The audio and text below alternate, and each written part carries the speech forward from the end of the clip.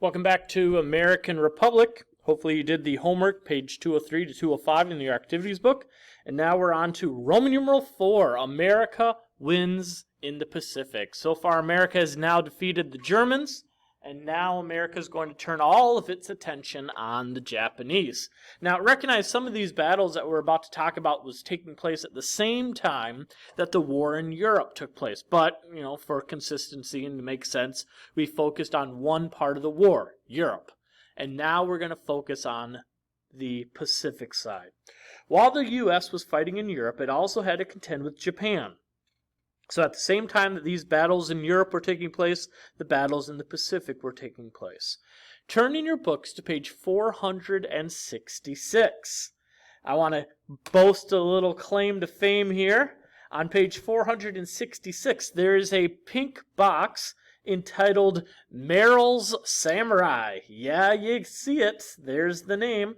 My brother did some research into who this Merrill guy was, and it turns out that the person that this box is named after, he was a distant relative of my own. I never knew him or anything. But please read that pink box entitled Merrill's Samurai to yourself. And once you have finished, please unpause the video and we will continue. Letter A. Waging the war in the Pacific. After Pearl Harbor, Japan advanced across the South Pacific. Number 1, the Japanese advance. In December 1941, the Japanese captured the Philippines. General Douglas promised, "I shall return." The Philippines, remember, had belonged to the U.S. since the Spanish-American War and had been an important site for the U.S. in the Pacific. On Christmas Eve, the Japanese invaded the Philippines. By January, they controlled Manila, the capital. When FDR realized the American forces could not hold against the Japanese attack, he ordered MacArthur to leave. MacArthur promised that he would return, as you see there.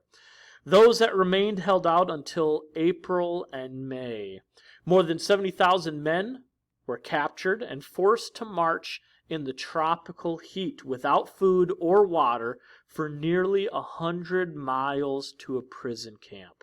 Hundreds or thousands died while on this march. Turning your books, please, to page 467 and read the pink box entitled The Bataan Death March to yourself. Once you have finished reading, please unpause the video and we'll continue.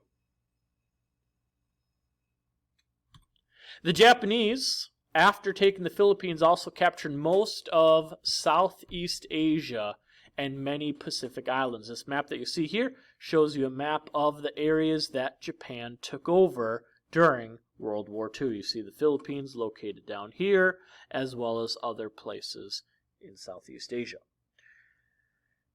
But American shipyards and munition factories were gradually making progress. In just 15 months, they were able to construct and commission new aircraft carriers, battleships, and escort vessels sailed westward to push back the Japanese. Number 2, the Allies strike back. Before we get going, I want to show you this picture. I like the picture in the sense that it shows us in good detail how much of the world the Axis was able to take over. You see Germany doing their thing in Europe during this time period, and then you can see what the Japanese was doing in Southeast Asia. So while not having taken over a majority of the world or anything like that, they have accomplished much more than any other alliance had done in the history of the world. And so this was what America was looking at as we were beginning to get involved in this war. So let's get into it. In April 1942, the Doolittle raid shocked the Japanese by dropping bombs on Japanese cities.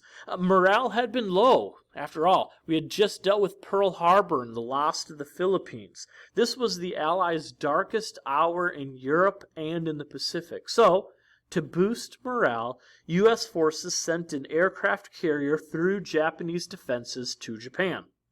16 bombers then flew over Japan and bombed key military sites. Now, while the destruction was not substantial, it was huge because it raised the morale of the U.S. soldiers and put the fear of the U.S. on Japan. They had not expected this. This was a psychological attack more than anything on Japan, and it would show that the U.S. would not give up. Japan sought to win quick victories and hoped the U.S. would lose shortly thereafter. And so the Japanese divided their naval force, one to attack Australia and the other into the middle of the Pacific. A quick question might be asked, whatever happened to the Doolittle raid? To answer that question real quickly, the planes were able to drop the bombs, the payloads, into Japan, but then many of them, when they had to leave, they didn't have enough fuel to get back to the aircraft carriers, so they continued sailing into China and into Russia even. Unfortunately, some of those ships had to crash land. Some of the ships, the planes, the pilots died. Some were captured by the Japanese, but a vast majority of them were able to get away. If you want more information on that, please read the box on page 467, What Happened to Doolittle's Raiders, the pink box located there.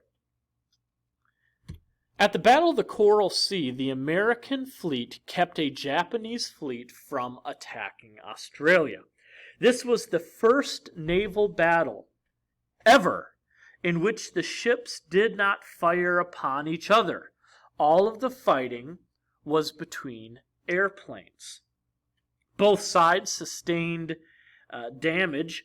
Both sides lost an aircraft carrier, but Japan was forced to retreat.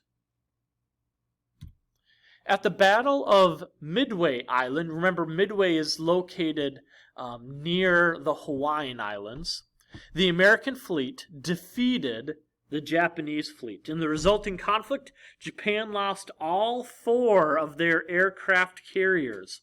The U.S. lost 1 and most of its planes. However, the Japanese sea offensive was stopped. In your books, turn to page 468. 468 talks about the broken Japanese code, and if it weren't for breaking the Japanese code, the Battle of Midway may have been different. It might have been another Pearl Harbor incident. Please read the pink box entitled The Broken Japanese Code, as well as the other pink box, The Code Talkers, to yourself. Once you have finished reading, please unpause the videos and we will continue. To win the war, General MacArthur and Admiral Chester Nimitz would island hop to reach the Philippines and Japan. After the battles of Coral Sea and Midway Island, now the Americans went on the offensive. But instead of attacking every single island that the Japanese had taken over, the Americans will island hop. That is, they'll hop from one strategic island to another strategic island. They would pass over certain islands that they thought would be less significant, and by passing over them, it would strand any Japanese defenders there until the end of the war. MacArthur would lead a force from New Guinea northward to the Philippines, and Nimitz would cross the mid-Atlantic, capturing key islands and avoiding others in order to get a clear shot at Japan itself. Number 3, MacArthur moves northward. At Guadalcanal on the Solomon Islands, again, I'm sorry I don't have a map for you either on the projector or in your book, but Guadalcanal and the Solomon Islands are located north of Australia, north of the island of New Guinea. The U.S. prevented the Japanese from building a strategic airfield after heavy fighting. Also, they captured New Guinea. The Japanese had nearly completed the airfield, and they were planning on using it to attack Allied convoys at will, mostly in Australia. The fighting at Guadalcanal lasted for 6 months. American casualties were high, and victory was assured only after the Marines dynamited the island's caves force out the last Japanese defenders. Fighting in New Guinea was bogged down until MacArthur airlifted 15,000 troops there. Again, there were many more battles. We don't have time to cover all of the battles that took place because, well, this is an 8th grade history class. If you want more details on World War II battles, you can always go to the History Channel or take a college-level course. In 1944, MacArthur recaptured the Philippines, fulfilling his promise. What promise?